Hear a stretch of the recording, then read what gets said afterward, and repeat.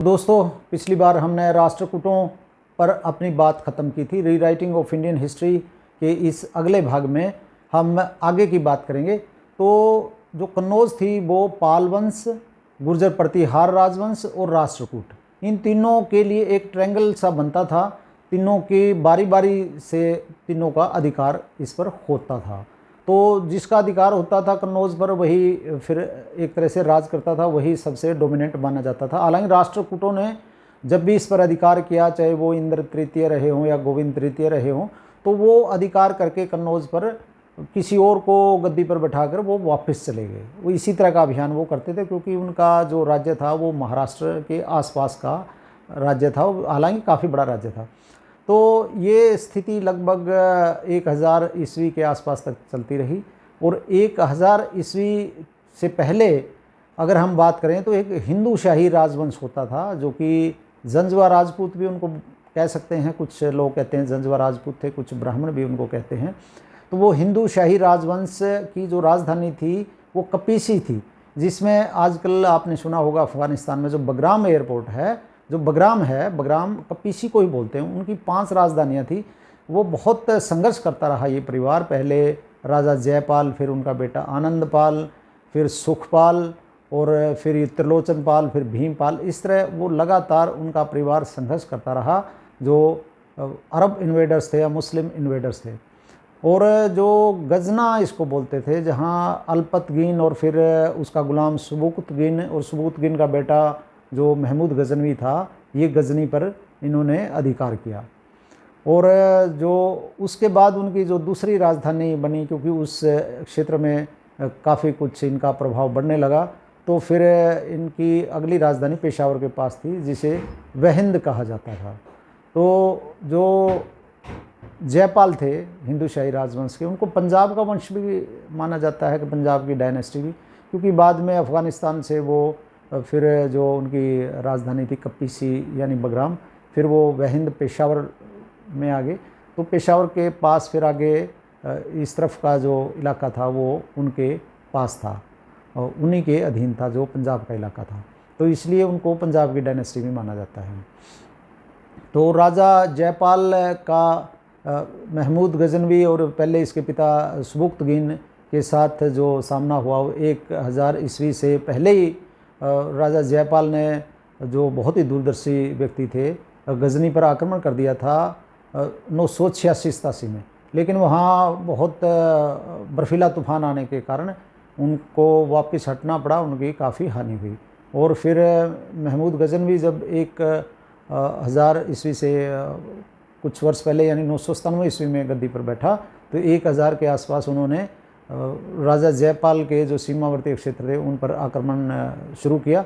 और जो एक अदीरा अफ़गान जो गवर्नर था, जो सीमांत राज्य था राजा जयपाल का, उसका अदीरा अफ़गान जो एक मुस्लिम गवर्नर था, उसने धोखा देकर राजा जयपाल को और जो है महमूद गजनवी का साथ दिया, और उसमें फिर राजा जयपाल की हार हुई। बाद में राजा जयपाल ने जो है काफ़ी अपमानित उनको किया गया, और उनको अपमान भी बहुत महसूस हुआ। तो उन्होंने जो है खुद ही चिता बनाकर उसमें जो है वो अपनी एक तरह से जो अंतिम जो संस्कार है अपना कर लिया।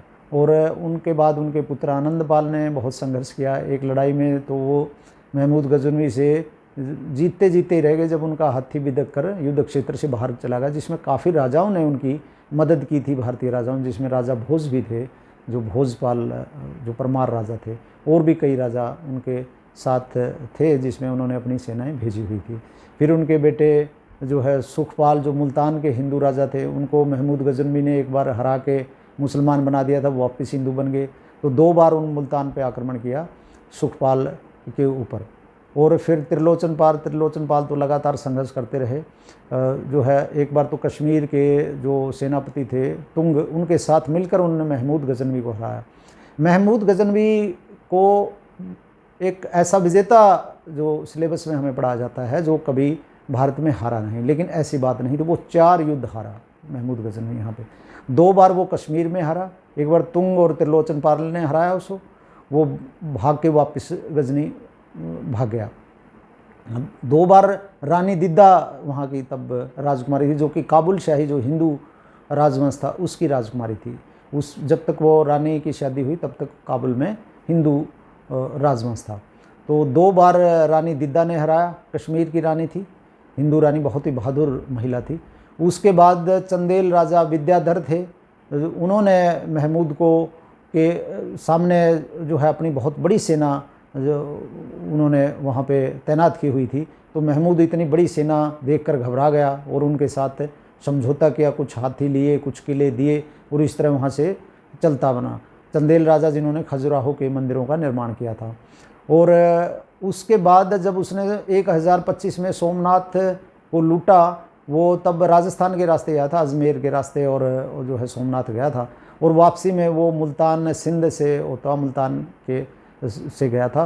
तो वहाँ रास्ते में मुल्तान के पास जाटों ने, जो कि किसान कौम है सभी को पता है, तो उन्होंने उसको ना केवल बुरी तरह लूटा बल्कि उसकी सेना को बहुत हानि पहुंचाई, उसकी सेना के बहुत से सैनिकों को मार दिया और खुद महमूद ज़ख्मी होकर जान बचाकर गजनी भाग गया था। और 2 साल बाद वो वापस जाटों से बदला लेने के लिए आया। उसने ऐसी किश्ती यहाँ बनवाई जिनके आगे जो कीलें लगी हुई थी, और इसी तरह आर्चर उसने उसमें रखे हुए तीरंदाज जो थे, और साथ में ऐसे जो इनफ्लेमेबल जो जलने वाले पदार्थ थे वो भी जाटों की जो नौकाएं थी उन पर फेंकने के लिए, लगातार तीरों से हमला करने के लिए, और नौकाओं के साथ, उनकी नौकाओं के साथ टकराते थे, क्योंकि वो सिंधु नदी के जो टापू थे तो उनके आसपास उनका रहन सहन था। उन्होंने अपने बच्चों को, बीवियों को तो जाटों ने किसी आइलैंड पे भेज दिया था, जो सिंधु नदी के कुछ आइलैंड होते थे बीच बीच में,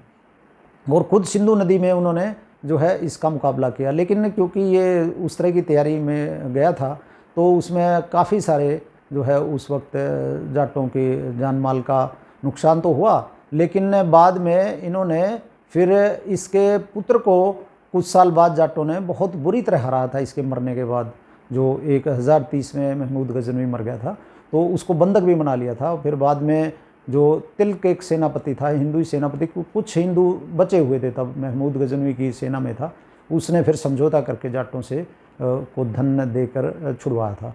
तो इस तरह हम देखते हैं कि बहुत ज़बरदस्त रोल हमारे यहाँ राजाओं का रहा है, लेकिन हमें ये चीज़ पढ़ाई नहीं जाती है।